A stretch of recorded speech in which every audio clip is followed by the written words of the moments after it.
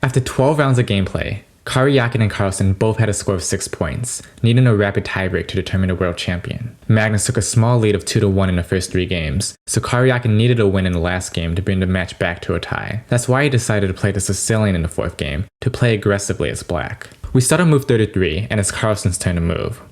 Quickly looking at the position, black's pawn on b6 is hanging, but so is white's pawn on b3. Additionally, d5 in the future might be a really good outpost for the knight, but here, Carlsen decides on taking the bishop on c6.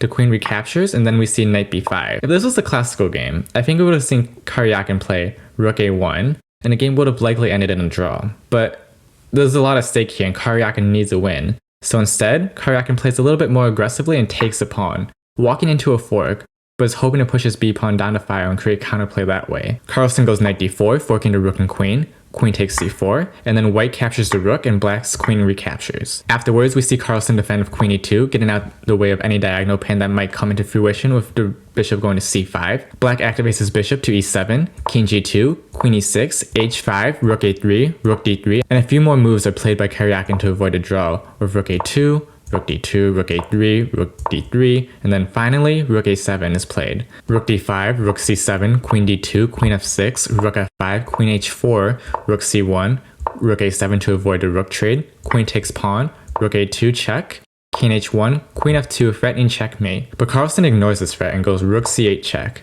king h7, and it was in this position where Carlsen found a brilliant move.